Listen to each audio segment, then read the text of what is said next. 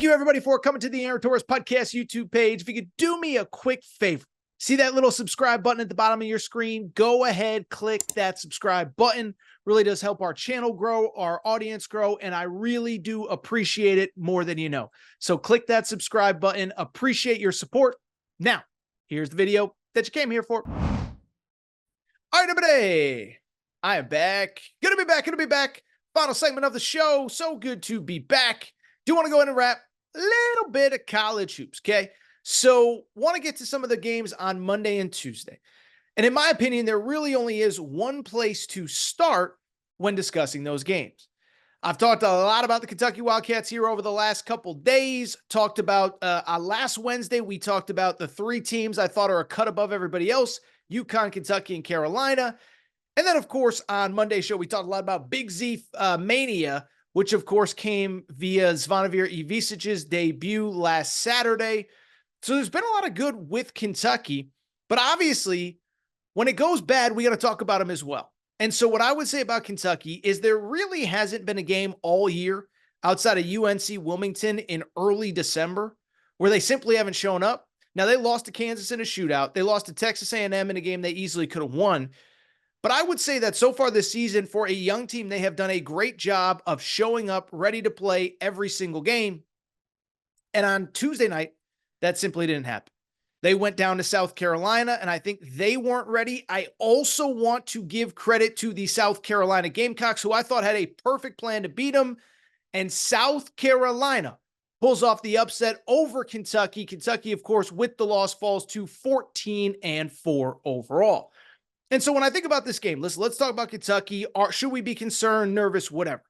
What I would say is with Kentucky, I think the big question has always been, we know this team can score. You let them get in the open court. You let all those guys shoot. You let all those guys do whatever. They're going to beat you. They're going to outscore you. They're going to outgun you. And it's something they've done really well all year. I mean, even last Wednesday, they're playing an elite defensive team in Mississippi State. And all of a sudden, Mississippi State falls down early, and it's like a freaking waterfall, a cascade of offense. And so the question became, what happens? And you know, listen, people are going to talk about going on the road.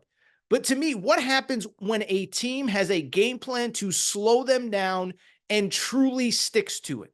Truly does not let them get out in fast breaks. Truly does limit the three-point shooting. Truly does make them win in the half court, in the paint, making shots. Well, on Tuesday night, we found out because a combination of a lot of different things led to South Carolina's success. Listen, first of all, you just have to give South Carolina credit because, again, it's easy to say that the game plan is you're playing the number one offense in college basketball. We're just going to slow it down. We're not going to let them run. We're going to do whatever. Then you get in the game. They get a couple fast break points, but then all of a sudden it gets out of hand. That is not what happened on Tuesday night, okay?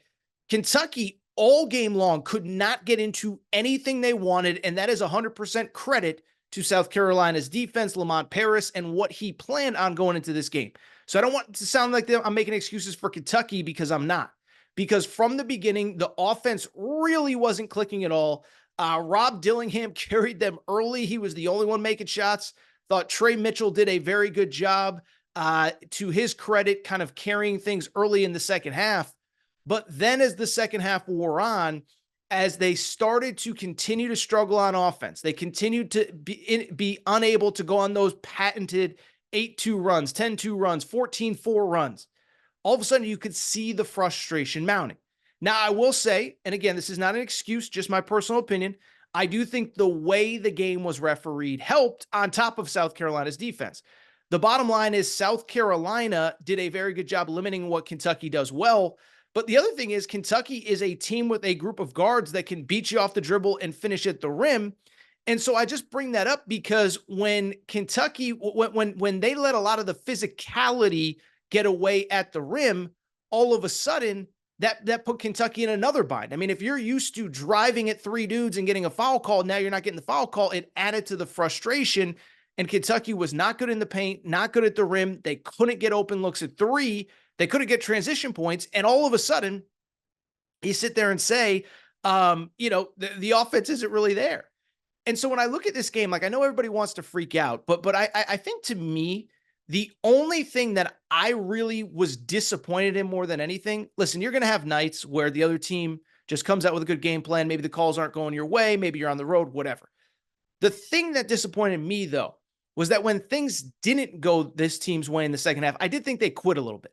I did think they got a little bit lazy on defense. I'm not as anti-Kentucky's defense as everybody else, but I just bring it up because it did feel like, okay, now you fall down 8. Now you fall down 10. Now all of a sudden you're not even trying on defense. Now you're giving up open threes. All of a sudden they had, I think at one point, a 16, 18-point lead.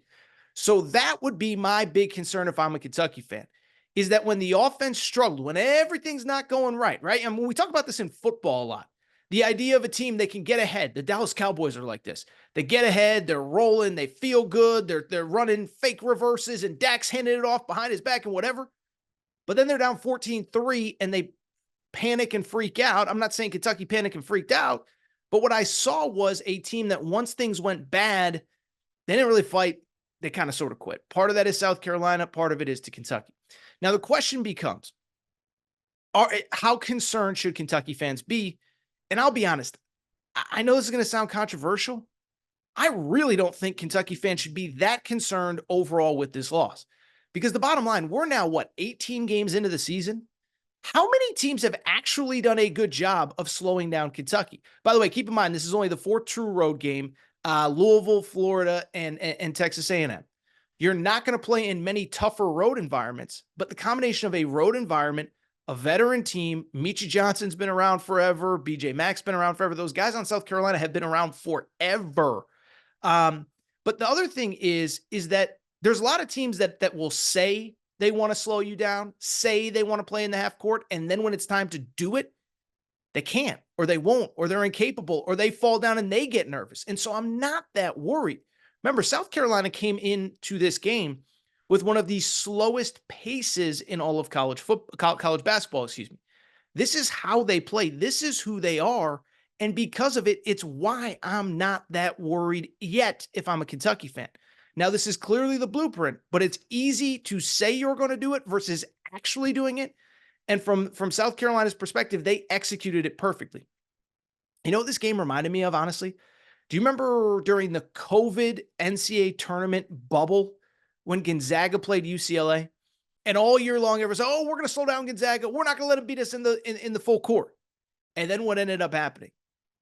Gonzaga, they get up 6, they get up 8, and then all of a sudden they're just running up and down the court and they're scoring 100 on everybody. And they got to the Final Four, and UCLA was really the first team. Mick Cronin, to his credit, Mick Cronin's taken a lot of L's this year, but he put the game plan in. He said, we're not fast breaking. You get the ball on a rebound. I don't care if it's a 4-on-1, you're pulling it out. We're running 30 seconds off the shot clock. And that's what South Carolina did. But more importantly, that's what South Carolina is uniquely built to do this season. Look at the rest of the teams on Kentucky's schedule. Tennessee plays a lot faster than they have in years past. Auburn plays fast. Alabama plays fast. So I'm not as worried about the style of play as I am with the overall lack of effort that I saw from this team late. Quickly, we do have to give some credit to South Carolina. This is a good basketball team. By the way, this speaks to what I've said, and I didn't really do the full rant that I planned on doing, and it was because it was that crazy Sunday where so much stuff happened. But I think South Carolina is a great example of the new world of college basketball, is in this NIL portal world. Everybody's got players. Everybody's tough to play. It's not easy to play on the road. Look at the losses this year by the best teams. Kentucky at Texas A&M, at South Carolina, Tennessee at Mississippi State, Purdue at Nebraska, at Northwestern, Arizona at Washington State. You go on and on down the list. It is so hard to win on the road.